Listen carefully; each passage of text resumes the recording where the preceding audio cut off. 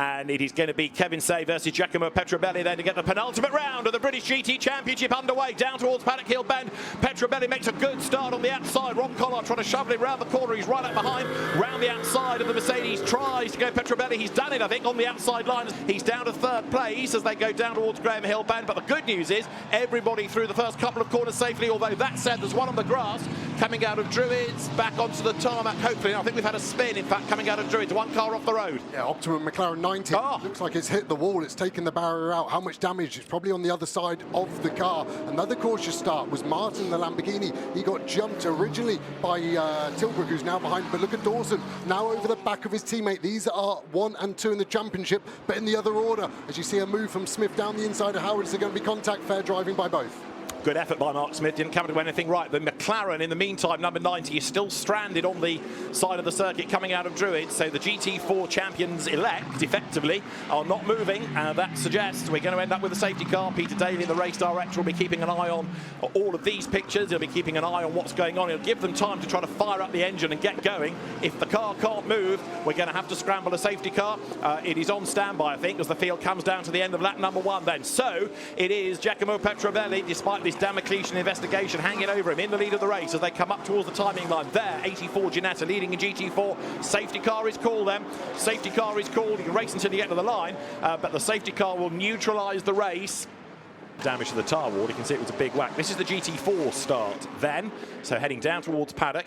The car we're looking for is the white and yellow McLaren on the outside of the second row. You can see it there going through the shot near the white and blue and green BMW. So Mark Warren at the wheel, heads up the hill in all concertinas look as the GT4 traffic gets onto the back of GT3. Mark Warren on the outside. The BMW just slid slightly, tiny touch between the two, but that was enough to put the McLaren rather off the racetrack. Yeah, interesting one. It's either front left suspension damage instantly, which has lost any steering ability for the Optimum McLaren, or does it whip the steering wheel out of his hands and he can't grab it in time to get back away? Because that would have been a pretty big hit by the time it got to the driver's hands, and it just has that innocuous off. I think it's the latter, because suddenly he gets back, potentially wrong gear. It was that bad. He will be fired up now, and as they cross the line, that gap's nearly a second. That is a very, very average restart from Rob Collard, something I've never said before. No, it's very unlike Rob, so maybe you're right about the gear. In third place is Kevin Say, who's on his toes, and there Alex Martin has a look up the inside of 42 Mercedes. Charles Dawson in the Mercedes.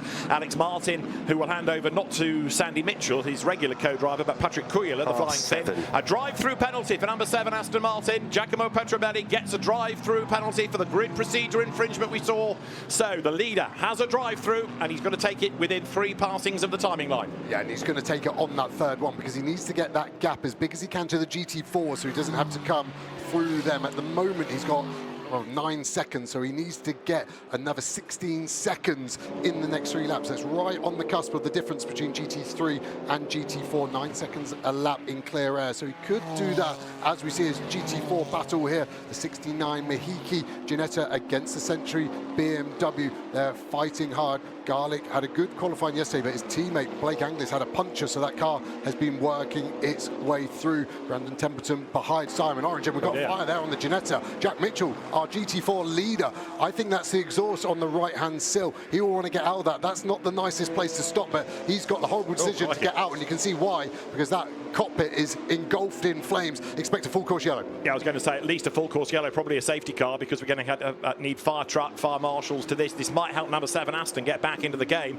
but perhaps the bigger question is what has caused that so suddenly, because that is quite a big fire. You could see all the black smoke billowing out. Prepare for full course yellow. Peter Daly, the race director, instructs the teams full course yellow straight away. The benefit of doing this is you can get everybody to slow down on instruction. You don't need to worry about the safety car being deployed and picking up the relevant car. You just get everybody to slow down, then you can take control of the race and of the situation. As there is number 7 Giacomo Petrobelli. He's in 12th place. The Lotuses, or they thought they got the solid option with the Ginetta, and here it is. Have a look in the replay. So Jack Mitchell accelerates down towards Hawthorne. There's the flame licking to the right hand side.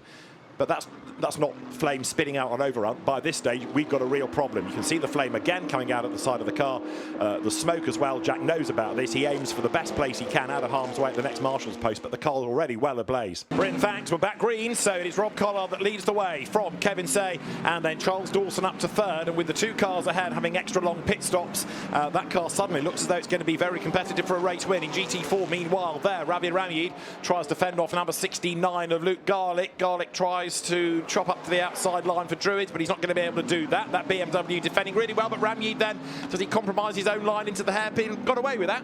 He really did, wasn't he? Ravi Ramyid putting his stick in the sand, and you shall not pass me there, Luke Garlick, and he's going to have to try and get round, and this is Mahiki's best chance of a result today. Petrobelli round the outside of Simon Orange. Simon Orange not doing any laps in warm-up, and I think that's starting to hurt him now because this pace is not there in the 67 car. Right, so now Petrobelli is moving himself up in GT3.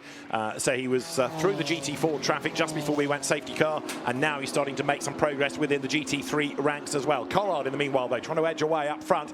The GT4 lead car remains number 17 McLaren, but you're looking there at Luke Garlick, who is currently 15th overall, 4th in the contest. As for the race lead, Kevin Say has now put himself right onto the tail of Rob Collard. They're coming out of Sterling's, and Charles Dawson, who, remember, in the most recent green flag part after the full course yellow, he had managed to drop back quite a bit. He's staying with them for now. W versus Ginetta. Century Motorsport ahead of Mahiki. Nose to tail they run. Up front, it's only 0.2 of a second between Rob Collard and Kevin Say, but here Garlick tries to make the move on the outside line as they head up towards Paddock Hill Bend once again. The only option there is the outside line, but then Garlick needs to try to cut across the road, doesn't he? And squeeze up the inside heading for Druid. Can't do it. He's committed to the outside. Hard and fair racing so far. Ravi Ramyid definitely doesn't want to lose the position here. We saw contact with Ravi and the 90 Optimum McLaren. I think this is going to be job done now for Garlick. Great move, cut up the inside, and is now going to try and make his escape and try and catch that McLaren. That is the whole straightaway here in between turns 3 and 4. And there are a couple of cars now under investigation for the safety car restart. One is the Honda of Ip, the other is the Porsche of Jones. Interesting. So again, race control will be looking at all the data there, but it's not just the ebb and flow of the sectors, is it? I think because Brands Hatch is so tight, so technical, the drivers have to drive at 98%, because if you drive at 101, you make a mistake, you're straight in the barrier, and you're just seeing them all manage this risk versus reward every single lap of the race. Petrobelli in deep there, that's going to lose him a bit of time, and you are going to start to see more and more marbles off the racing line as these Pirelli tyres start to shed the rubber. If you run off the line, you'll pick up the marbles, and then it takes you half a lap minimum to clear up. On board with Petrobelli. Let's watch this Honda. We're quicker in the corners, slower in the straights. Petrobelli will be trying to force a mistake out the Honda, force him in deep to a corner. This is a feint to the inside. Can he make him run in deep? Can we get a late air apex? Can we get on the throttle earlier and get the drive down the back straight? We're almost together coming out of Surtees then. Speed building, you're on board with Giacomo Petrobelli, the front engine Aston Martin. The Honda goes underneath the bridge, down towards Hawthorne. The road climbs, though it's steeper than you think as he goes into the right-hander. Then the road levels again on that short straight down towards Westfield. Petrobelli is closing, but he's now managed to catch at pretty much the narrowest and twistiest part of the circuit. Finding a gap around this part, you've got to be committed.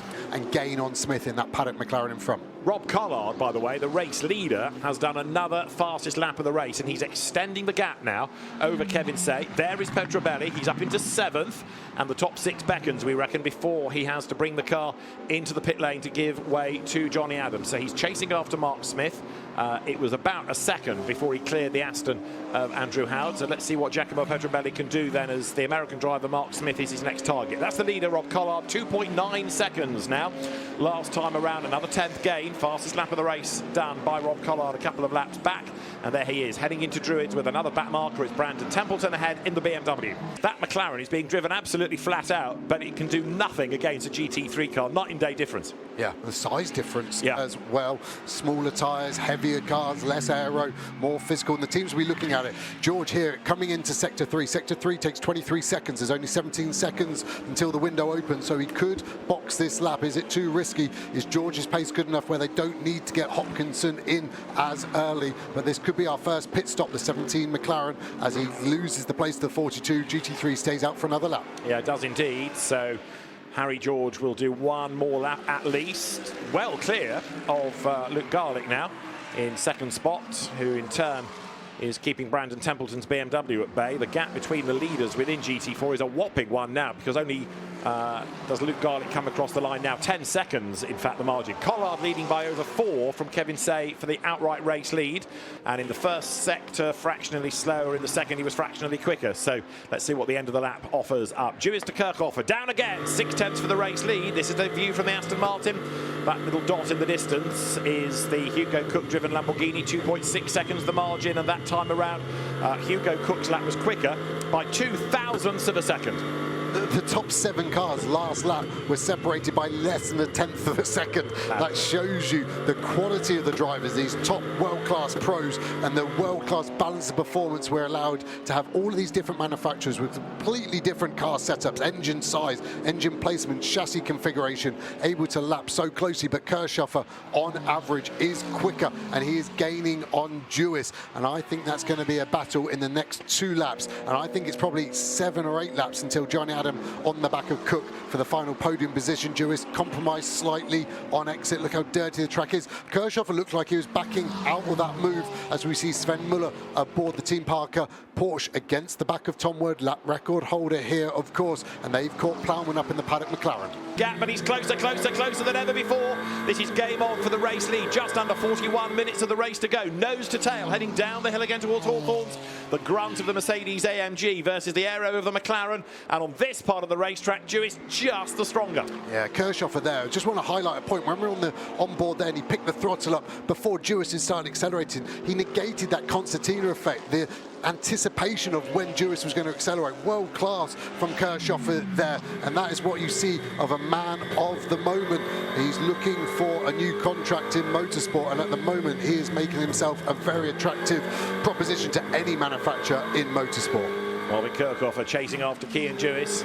Cian has been mighty this year in British GT. Marvin Kirchhofer, as I say, a winner in GT World Challenge Europe in the recent sprint races, one in Misano, one in Manicourt, and he comes then up towards the timing line. So Dewis getting away slightly as they come over the stripe. Half a second this time is the margin. 40 minutes on the clock. Kirchhofer, third gear, fights the car into paddock. Really does have to fight it, and that just gives a slight advantage to Dewis on the climb up the hill. On the far left there was Morgan Tilbrook, who's done his stint in the McLaren. That's Hugo Cook, who's third. The race drama is on because Dewis has got to pick his way through the back markers. He's on the outside line into Graham Hill Bend. Kirchhofer needs to get up on the inside, and actually Dewis got a better run there. It was Kirchhofer who was slightly delayed. That was brave stuff from Dewis to go round the outside there. You can see how much time it gained him, and actually the BMW in front's going to help him if anything. Kirchhofer, unfortunately for him, that was the biggest gap he had to do at the start of this lap, so he wasn't close enough. Someone that is close enough is Muller, who's down the inside of the Aston Martin of Wood, and he's had a mega opening stint in that 66 Team Parker Porsche. We know that Sven Muller is good,